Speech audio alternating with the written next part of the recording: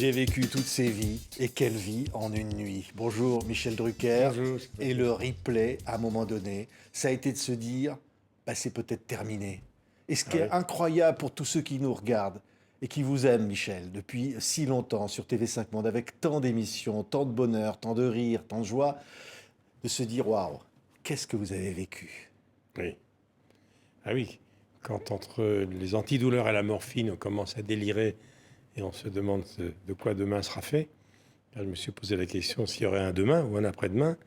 On voit bizarrement, comme dans un mauvais rêve, des replays, sa vie qui défile. Et moi, c'est une longue vie. Alors, bizarrement, on voit des flashs passer, on voit un copain chanteur qui revient, je vois Pierre Perret à 23 ans, que j'accueille dans les Pyrénées, qui chante le Torboyau, première télé. Je vois Johnny, je vois Ferrat, je vois les dernières heures de Michel Delpech. Voilà, je vois le parti de pétanque pas loin de chez moi avec Christophe qui montrait sa Ferrari qu'il ne pouvait pas conduire parce qu'il avait plus ses points. Tout ça, ça se mélange, plus des images de la famille, bien sûr. Oui, avant de raconter tout ça, Michel, je voudrais qu'on voit des images peut-être de l'émission la plus émouvante, peut-être la plus bouleversante, en tout cas pour le public, de cette immense carrière, de cette immense relation d'amour avec les téléspectateurs. C'était le retour à Vivement Dimanche après l'épreuve. Et c'était un moment très intense que vous allez peut-être commenter pour nous, Michel. Oui, parce que j'étais dans un peu un état second, hein. Je m'étais entraîné depuis des mois et des mois comme pour une finale de Coupe du Monde, comme un sportif de haut niveau, comme un coureur du Tour de France. Ouais. Et là, vous voyez, mine de rien, je pense surtout à mon pied gauche qui est encore un peu paralysé. Et je pense à ne pas rater la marche. Je pense à remonter mon pantalon comme je l'écris car j'ai perdu une taille, voire deux. Et puis surtout, il y a dans la régie un de mes cardiologues qui est dans l'ombre. Il y a Delphine Ernotte qui m'a beaucoup soutenu à l'hôpital. Il y a également Stéphane Cid-Bongemez, le nouveau patron des antennes de France Télé. Puis il y a tous mes copains. Il n'y a pas de public pour des raisons de barrières sanitaires. Et donc, j'ai surtout peur d'être un peu ralenti au niveau cérébral, parce que ma grande angoisse, quand on m'a dit que j'aurais peut-être des séquelles de toutes ces opérations, c'était d'avoir une mémoire au ralenti, de ne pas retrouver une espèce de dextérité, une virtuosité intellectuelle, sachant que, comme tous les anciens reporters sportifs, moi, la mémoire est quelque chose de très important pour moi, puisque je n'ai pas de prompteur ni d'oreillette. Donc, j'avais peur de ne pas retrouver le rythme, parce qu'à l'hôpital, quand je parlais, tout le monde me disait, on a eu Michel, voilà, la route est encore longue. Ouais, ouais. Et donc c'est quoi? C'est une victoire, ce moment-là, de retourner vers ce Mais contrairement canapé rouge. contrairement aux apparences, et je n'ai pas encore tout à fait au bout du chemin. Il y a la réaction post-traumatique, comme l'on dit. C'est seulement maintenant, quand je vais m'arrêter pendant 8-10 jours de vacances, à la demande express de mes cardiologues et de mon chirurgien, que je vais me rendre compte d'où je viens et comment je suis revenu. Mais il va falloir encore attendre, parce qu'en général, lorsqu'on a une opération de cette importance, avec l'anesthésie qui va avec et tous les gestes opératoires, il faut un an et demi pour reprendre une vie à peu près normale. Mais à peu près normale, étant entendu qu'à 78 ans, on n'a plus une vie normale. On a une vie de pré-retraité. Donc je ne pensais pas que j'allais revenir à la vie active, mais la vie active pour nous, c'est de faire ce qu'on fait là, c'est devant les caméras. Donc comment revenir sans montrer de la faiblesse et sans être diminué. Donc c'était un vrai challenge. Écoutez cette voix-là.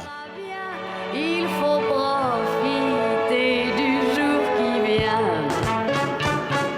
Quand le jour paraît. Ça, c'est une chanson d'Annie Ça ira mieux demain. qui nous a quittés alors que... Oui, j'étais à l'hôpital. Et cette chanson-là, vous l'avez dans la tête. J'avais au téléphone quelques mois avant. Oui, c'est pour ça que le titre du livre est venu naturellement. Ça ira mieux demain. C'était en même temps un message pour tous ceux qui nous regardent, qui sont encore à l'hôpital, qui sont encore intubés, qui ont vécu le Covid de façon douloureuse, ou qui vont se faire opérer. Pas forcément ceux qui sont en cardiologie. Dans tous les hôpitaux français, hôpitaux publics, il y a des gens qui nous regardent et qui ont vécu ce que j'ai vécu moi, ou qui vont peut-être connaître une période opératoire un peu compliquée. Et je sais ce qui va leur arriver, évidemment. Je sais ce qu'ils vont vivre. Donc c'est en même temps...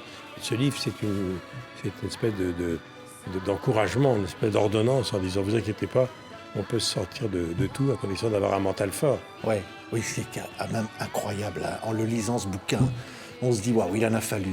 Parce que quand même, Michel, tout s'arrête comme ça. Oui. Une vie de passion, une vie intense. 57 ans d'heures de vol, des milliers d'heures de vol au compteur, comme un commandant de bord qui a plusieurs milliers d'heures de vol. Et c'est vrai que moi qui suis dans le mouvement permanent depuis l'âge de 20 ans, 22 ans, avec plusieurs carrières, parce qu'il y a encore des gens qui me parlent de mes Coupes du Monde de foot, car c'est mon premier métier, mes premières émissions comme animateur, et puis tout le reste. Et c'est vrai que subitement, lorsqu'on a le goût des autres, ce qui est mon cas, qu'on a besoin de parler, qu'on a besoin d'échanger, moi, je suis quelqu'un qui a besoin de parler, qui n'aime pas la solitude, qui aime bien vraiment avoir des rencontres avec des gens célèbres ou pas célèbres d'ailleurs. Et là, subitement, c'est boum. C'est-à-dire, c'est l'apprentissage du silence, encore qu'il y a beaucoup de bruit. Oui, il y a du bruit dans la tête. C'est une nouvelle atmosphère sonore à l'hôpital. Il y a des bruits, des infirmières, des portes qui claquent, des gens qui crient pas loin parce qu'ils ont mal en pleine nuit, après les opérations, des gens qui sont en soins intensifs, qui sortent de réa. Moi, j'avais l'impression de connaître tout ça parce que je suis fils de médecin et frère d'un ancien interne des hôpitaux de Paris, professeur de santé publique. Donc je connaissais cet univers comme ça, mais pas de l'intérieur. Quand on le vit comme patient, alors ça, c'est autre chose. Ouais. Fiacre, c'était votre prénom, Michel. C'est vous qui avez trouvé ça? Oui, parce que quand j'arrive le 30 août à l'hôpital, le professeur Agege, qui dirige le service de cardiologie de Pompidou, qui me contrôlait sur le plan cardiaque depuis très longtemps, avec Michel Desnos, que j'avais connu à Boussicot il y a 40 ans, car j'avais déjà un petit problème que je cachais et que je pensais avoir oublié définitivement. Et il m'a dit, voilà, il y a 3000 personnes à Pompidou, il y a 800 lits, il y a le Covid qui plane, dès qu'il y a quelqu'un de célèbre depuis la mort de Christophe, on dit, tiens, il y a le Covid. Donc, est-ce que vous voulez avoir un pseudo? Ça arrive souvent que les gens un peu plus connus que les autres ont un pseudo. Je dis, d'accord, pour le pseudo, quel nom? Mais j'attendais, je plaisante, je dis qu'on va faire l'inverse de cardio. On verra là, cardio, Diocard. Bon, d'accord, Diocard. Et votre prénom, je ne sais pas, c'est la Saint quoi aujourd'hui? C'est la Saint-Fiacre. Va pour Fiacre de Car. Donc j'ai eu mon petit bracelet. Et il y a encore maintenant en rééducation, car je suis encore en rééducation, des gens qui me disent « Bonjour, monsieur Diocard ». Oui, oui. Mais les infirmières de jour, de nuit, les aides-soignants et les chirurgiens et les cardiologues n'étaient pas dupes. Très très vite, ils savaient que derrière Diocard, il y avait un gars qu'on voyait souvent le dimanche après-midi à la télé. C'est drôle, parce qu'au fond, même dans ce livre, il y a un dialogue avec soi-même. Ouais. Et Diocard, il est là. Et en fait, vous dites, oui, monsieur Diocard, alors, bon. Et quelque part, on se dédouble, on se dit, waouh, on regarde sa vie. On se dit qui j'ai été dans cette vie. On pense. C'est une expérience assez fascinante que j'ai vécue et qui n'est pas terminée. Hein. Je vais faire le point dans 1 an, dans 2 ans pour savoir comment je suis remis de tout ça parce que j'ai plus 20 ans. Mais surtout, tout s'arrête. Mais quand la présidente de France Télévisions et M. Cid Mongold viennent me voir à l'hôpital, le 20 exactement, 4 jours avant l'opération, je leur dis voilà, je suis votre voisin. Depuis 1 mois, je suis là à 200 mètres de votre bureau, car France Télévisions et Pompidou, c'est à côté. Ah bon, qu'est-ce que tu fais là? Voilà, je suis sous perfusion depuis 1 mois. Le cœur a été contaminé, une espèce de septicémie, les suites d'un germe, une bactérie qui s'est échappée d'une dent qui a contaminé une partie de mon cœur. Voilà, j'ai failli y passer. Déjà, j'ai un problème à la jambe, et il faut me changer une valve. Et puis on a découvert que j'avais les coronaires bouchés, qu'il fallait faire un triple pontage. Donc je suis obligé d'y passer. Et dans tous les cas, il y a 40% de chance ou de malchance que ça se passe mal. Donc j'ai dit, voilà, je vous communiquer comme vous voulez. Et puis, je ne reviendrai pas. Je leur ai dit. J'ai dit, voilà, je suis venu vous annoncer que je vais échapper au radar. C'est fini. J'ai une carrière plutôt bien. J'ai 78 ans depuis quelques jours. J'avais eu 78 ans le 12 septembre. Je dis, voilà, ne comptez pas sur moi, je ne reviendrai pas. Et là, il m'a dit, non, tu vas t'accrocher et on va diffuser des best-of. Et puis, on attend 6 mois, 8 mois s'il le faut. Je dis, oui, mais attendez, je ne suis pas certain de revenir intact. Je serais peut-être diminué. Et là, tout s'arrête. Et c'est la fameuse nuit qui précède, je commence le livre par là, la nuit qui précède l'opération, où j'imagine tout, quoi. Mais de toute façon, j'imagine pas que je reviendrai à mon métier. Déjà, si je sors intact de ça, sans handicap, sans une prothèse, parce qu'on a fait me couper la jambe au-dessous du genou, j'avais 2 petits AVC au cerveau en prime, je dis je ne sortirai pas intact. En tout cas, je ne reviendrai plus au niveau dans lequel j'étais, quoi. Voilà. J'étais en première division, Maintenant, je vais reprendre avec des vétérans de promotion d'honneur, ceux qui connaissent le football, et c'est fini. Et j'étais persuadé, moi, que je ne reviendrais pas devant les caméras. J'espérais revenir à une vie à peu près normale, mais une vie normale, pour moi, sans la télévision, c'est une petite mort, puisque c'est ma passion. Ouais. C'est Ça mon serait métier. ça. Ben oui. Une vie sans la télévision, ce Ben serait oui. une petite mort, Michel. Ben oui. Ben oui, parce que je suis rentré à 22 ans. Donc 64, ça fait beaucoup de Coupes du Monde, ça fait beaucoup de Jeux Olympiques, beaucoup de présidents de la République, beaucoup d'événements. C'est plusieurs vies, quoi. Donc je me disais, et je me disais en disant à la présidente de France Télé, mais vous inquiétez pas, si vous me remplacez, je trouve ça tellement normal. Je peux même vous aider éventuellement à trouver, si vous voulez garder la marque de Vivement Dimanche, sans moi, je peux vous aider. Mais moi, j'étais persuadé que c'était fini. C'était fini car j'étais tellement cuit physiquement avant l'opération. Vous imaginez ce que c'était après. Et même maintenant, de temps en temps, j'ai quand même le pied gauche qui flotte un peu parce que d'une paralysie du pied gauche qui est encore là, une mauvaise position sans doute sur la table d'opération. Et je me suis réveillé pendant la deuxième, quand on m'a opéré une deuxième fois, avec ce qu'on appelle le releveur, c'est-à-dire le pied qui faisait ça. Et donc je fais attention. Mais non, pour moi c'était fini. C'était fini, mais j'aurais préféré mourir en bonne santé, quoi. Finir en bonne santé, quoi. Ouais. Mais pourquoi? Parce que c'est quoi ce lien indéfectible? C'est avec Parce que c'est un avec métier les gens, magnifique. avec la télévision, avec la Mais caméra. parce que j'ai une chance Ouais. formidable. Tenez, votre président de TV5, Yves Bigot, on se suit, il est plus jeune que moi, mais le parcours, il le connaît. Il a adoré le football, il était européen, c'est une plume brillante. Il connaît le monde des artistes par cœur, il connaît le monde de la télévision par cœur, le monde du sport. C'est un peu moi. C'est-à-dire qu'on a eu la chance, nous, de pénétrer, c'est-à-dire à la fois être ami de Platini, copain de Johnny, avoir rencontré Pelé, Cassius Clay, et maintenant accueillir Clara Luciani ou Julien Doré, c'est magnifique, quoi, des 3 générations. Et ça continue, et avoir vu débuter tant de gens. Donc moi, j'ai jamais été lassé par ce métier. Ce qui m'a lassé souvent, c'est ceux qui ont les différentes gouvernances que j'ai connues dans mon métier, qui n'étaient pas pour moi légitimes. Parce que notre métier, c'est un métier qu'il faut connaître. Donc, c'est ceux-là qui m'ont souvent découragé parce que on devient un peu parano. On se dit, tiens, ça y est, c'est toi, tu passes à la trappe, tu n'es plus à la rentrée. Et puis non. Et arrivé au bout de plus de 50 années de carrière, j'étais déjà tellement content. Dans tout ce que j'ai vécu depuis, c'est du bonus. C'est la cerise sur le gâteau. Là, je trouve ça miraculeux d'être encore là devant vous. Et devant les téléspectateurs de TV5 qui me suivent depuis si longtemps. J'ai reçu des lettres incroyables. Ouais. J'ai reçu des lettres d'Israël, j'ai reçu des lettres de la côte ouest américaine, j'ai reçu des lettres des Dom-Tom, j'ai reçu des lettres du sud-est asiatique, Oui, j'ai du reçu Québec, j'ai reçu des lettres j'imagine, de on vous Phnom adore. Penh, Ouais. de Saint-Pierre-et-Miquelon. Enfin, vous touchez tellement de gens. Ouais. Alors, dans les souvenirs, un moment, quand on est dans cette situation, Michel, dans cette fameuse chambre 36-18, on pense à Gainsbourg, on se souvient de Sigourney Weaver, on se souvient de Thierry Luron, Oui.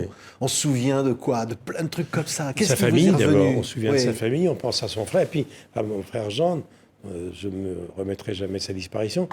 Et à un moment donné, on se dit, moi je ne suis pas religieux, je n'ai pas été élevé dans ces croyances-là, et je me dis, il y a peut-être une vie après. Et là, je me pose des questions.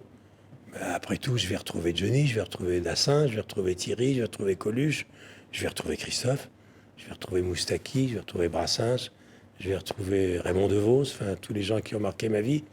Et voilà, et je vais retrouver Mike Brandt, et toutes ces générations.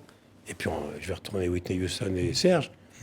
Et puis Réconcilier. je vais retrouver Tino Rossi, tous ces gens que j'ai connus. Je vais retrouver Ouvrard, car moi j'ai connu Ouvrard, Ah oui. qui chantait J'ai la rate qui zilate, l'estomac pas bien droit, c'était moi. Je vais retrouver Charles Vanel, je vais retrouver Brasseur. Et là, je vois ma vie qui défile, et puis j'ai dit, et je vais faire une émission au canon. Je vais refaire un vivement de là-haut, Oui. hein, avec Johnny.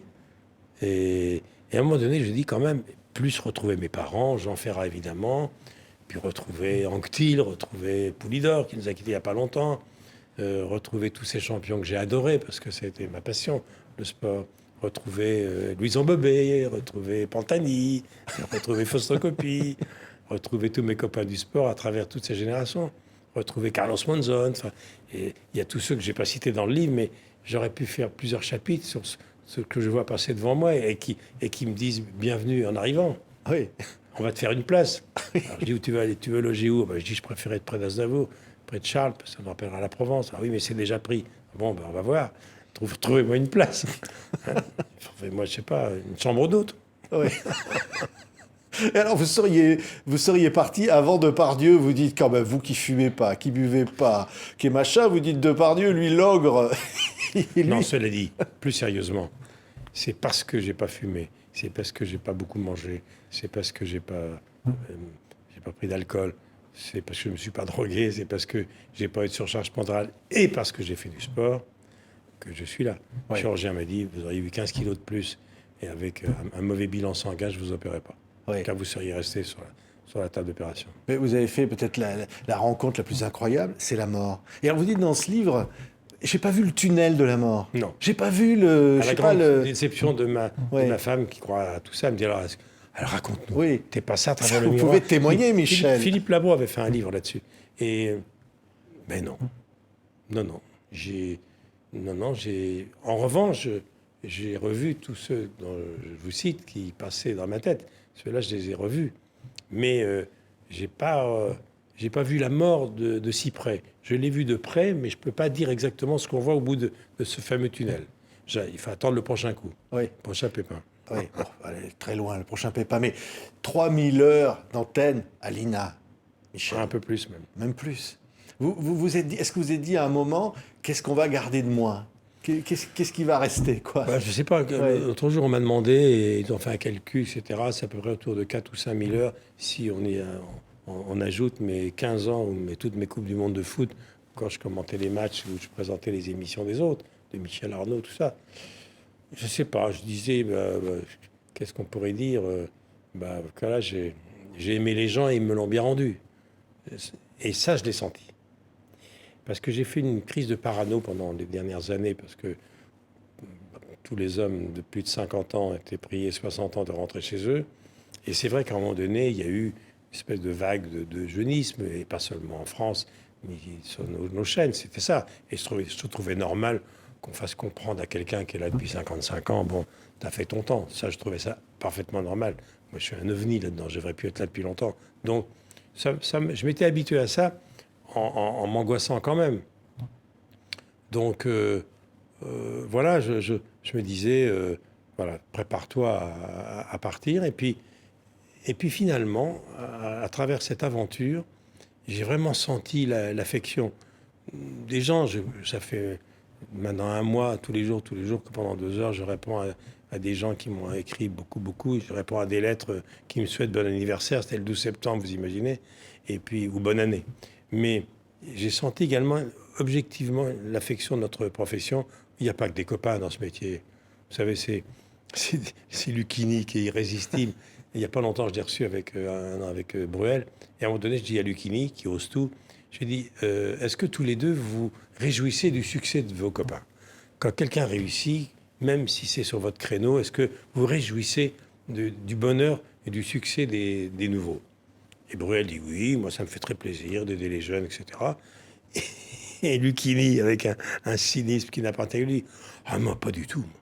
Oh, quand un mec se plante, ça me fait un plaisir. Ah non, je ne me réjouis pas du tout du succès, pas du tout. Je ne me réjouis que de l'échec des mecs que je jalouse. Il faut le sortir, ça. Oui. Non, c'est formidable. Oui, oui. Et en plus, il dit la vérité, parce que c'est le cas de beaucoup de gens dans notre métier. Il a dit non, pas du tout. Moi, pas question d'encourager un mec qui peut être mon concurrent, tu rigoles. Si je vois qu'il fait une demi-salle au théâtre et qu'il prend un billet de cinéma, oh, c'est une jouissance. Ça, c'est magnifique de sortir ça. Eh bien là, moi, j'ai ressenti le contraire. Là, j'ai senti que la profession, quand j'ai rallumé mon portable, qu'on m'a confisqué pendant près de 3 semaines, que j'ai vu toute la classe politique, toute tendance confondue, qui m'avait laissé des mots.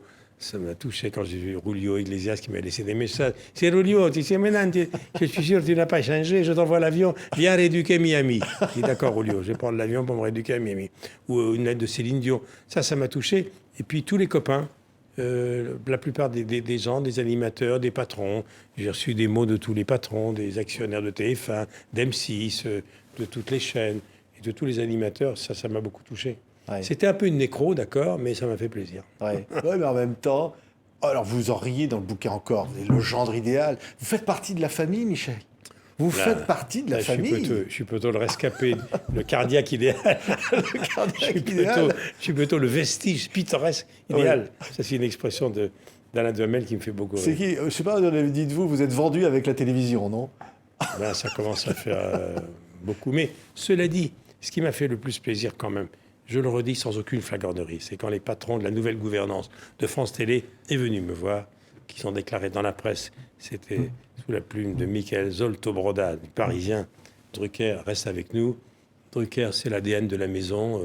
Le phénomène de transmission, il connaît tout, mieux que personne. Il est là depuis longtemps. C'est un exemple unique dans l'histoire de la télévision d'être encore là et dans le monde. Après 50, 57 ans de boutique, c'est vrai que ça m'a fait plaisir. Et c'est là où je sens maintenant qu'on s'adresse de moi à moi presque comme un vieux à qui on peut demander conseil. Voilà. Non, c'est Donc, j'ai commencé une carrière de conseiller sur le tard. Enfin, vieux, non, mais moi, je m'estime un homme âgé, évidemment, à 78 ans passés. J'aurai 79 ans cet été, on n'est plus à perdre Ouais. de l'année.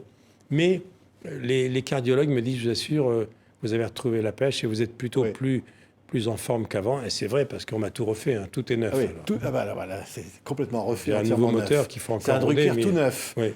Hein. Et alors qu'il peut monter sur son vélo. Vous n'êtes pas privé, Michel. Ça a été quand même un truc, une victoire, non, de remonter sur le vélo. Et surtout que l'instrument essentiel de la rééducation cardiaque, c'est le vélo. Là, je vais vous quitter. Là, je vais pédaler pendant 1 heure. J'ai fait du rameur. C'est Jean-Claude Killy qui m'a beaucoup soutenu pendant cette mauvaise période, qui m'a offert un rameur. Et puis là, très vite, dans mes chers Alpes en Provence, je vais remonter sur le vélo, mais au grand air. Sur la route, j'ai le feu vert de mes médecins et des cardio. Ouais. Ce qui est beau à un moment dans le bouquet, c'est dire je Mais comptais, vélo ouais, électrique quand même. je comptais les jours qui me séparaient du premier dimanche du reste de ma vie. Oui, exactement. C'est quand même ça Pour l'idée de reprendre le se titre d'un dire. beau C'est film. ce qui est devant qui compte, quoi, finalement. Mais c'est la phrase de Lelouch que je l'ai utilisée pour en faire une tête de chapitre. Les plus belles années d'une vie sont celles qu'on n'a pas encore vécues.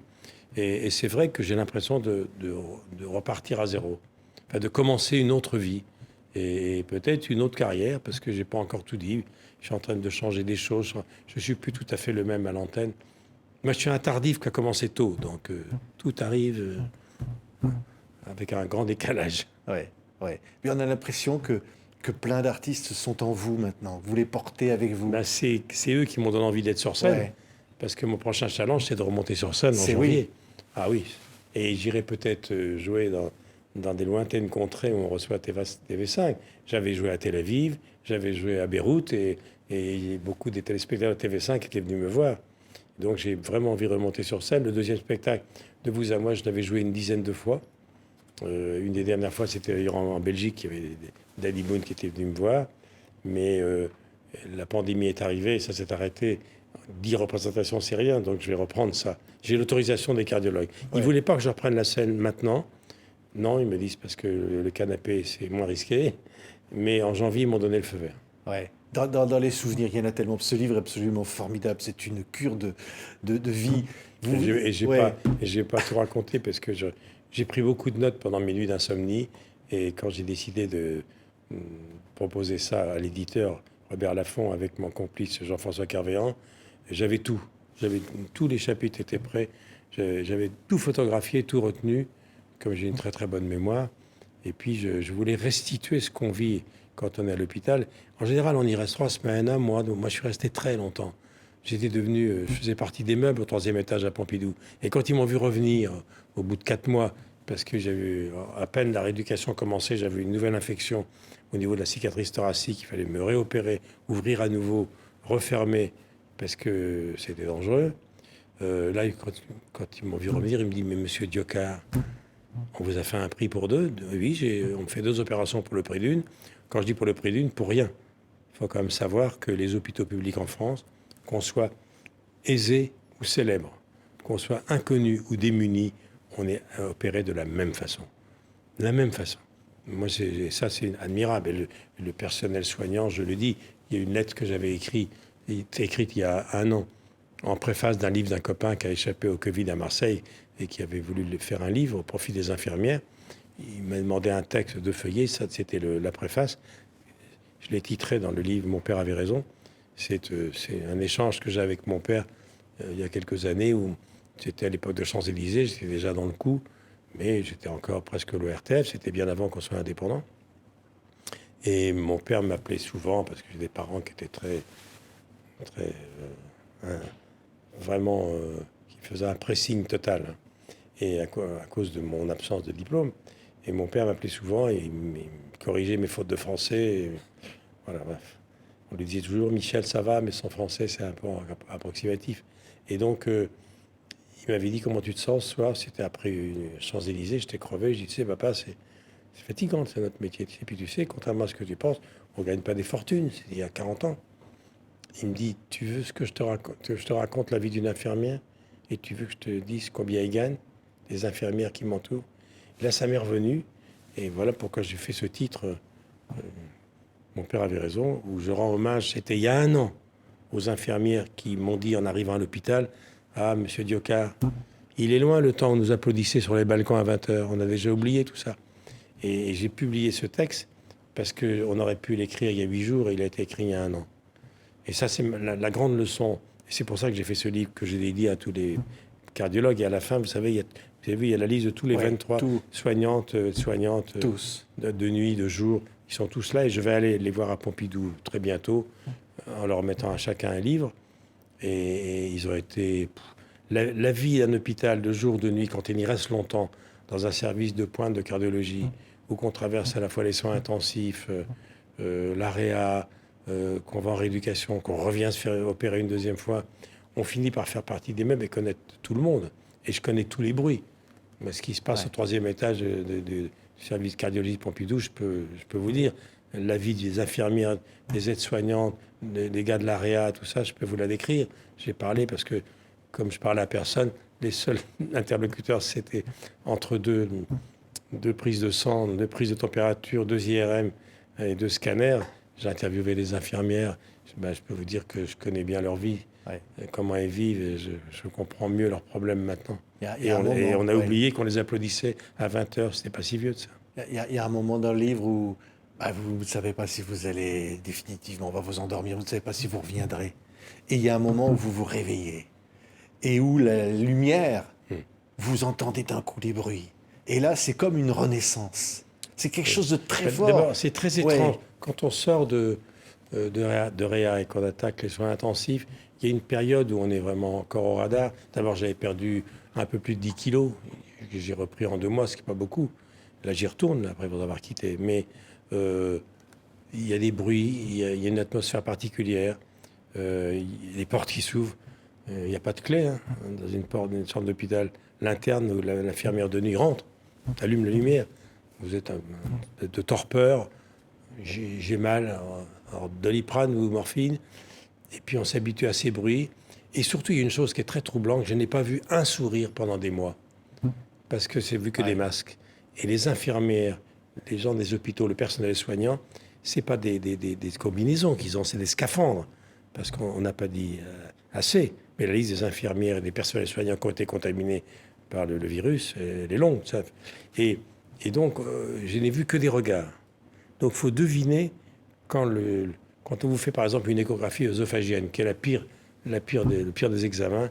On passe une caméra qui descend le long de l'œsophage et qui essaye d'apercevoir de façon plus claire votre valve mitrale. Il n'y a qu'avec une caméra qui descend dans l'estomac. Il faut la descendre, la caméra. Vous avez l'impression que vous allez pas survivre à ça, vous allez étouffer. Il faut être à jeun, évidemment. Quand vous en faites 4, une par semaine pendant 1 mois, je peux vous dire que vous y allez. On commence à avoir l'habitude. Mais malgré l'habitude, il y a une infirmière qui vous dit, allez, on respire. Et puis à la fin, au bout de 4 échographies œsophagiennes, vous demandez à la spécialiste de l'IRM qui vient de faire tout ça. Alors, elle me dit, vous verrez ça avec votre cardiologue, il va venir vous voir dans votre chambre. Et là, le chariot qui rentre dans la chambre, là, vous attendez. Qu'est-ce qu'il va me dire? Et on gâte son regard.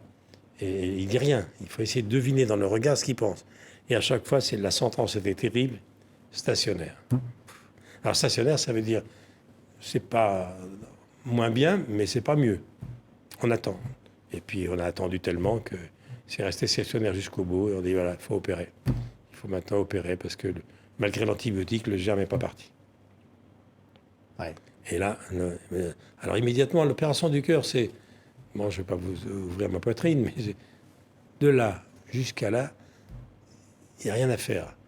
Un stent, on débouche une artère, ça c'est courant. Le pontage, ça va vite maintenant. Mais une opération du cœur à cœur ouvert qui dure une petite dizaine d'heures, où on vous ouvre la poitrine, on arrête le cœur pendant 3-4 heures, on branche sur un cœur artificiel. Quand ils vous racontent ça après, on dit mon Dieu. Et heureusement qu'ils ne racontent pas tout ça avant. Parce qu'après, une fois qu'ils rebranchent, au bout de 4 heures, l'angoisse, c'est est-ce que le sang circule à nouveau bien? Est-ce que les conduites vont bien tenir? C'est le plombier, hein, parce qu'il n'y aura pas de fuite.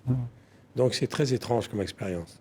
Douloureuse, mais passionnante. J'ai appris beaucoup de choses. Ouais. Et bizarrement, les gens, ils m'ont raconté ça, les chirurgiens, le personnel soignant, qui ont vécu une chose pareille, mais même une opération du foie, d'un intestin, un cancer, parce qu'il y a tous les services dans les grands hôpitaux. On n'aime pas retourner en arrière, on n'aime pas revenir là où on a souffert. Personne ne revient jamais. Personne ne revient jamais. Ils m'ont dit, on a très peu d'exemples de gens qui sont revenus, ne serait-ce que pour nous remercier. C'est comme les sauveteurs en montage à Chamonix que je connais quand je pilotais.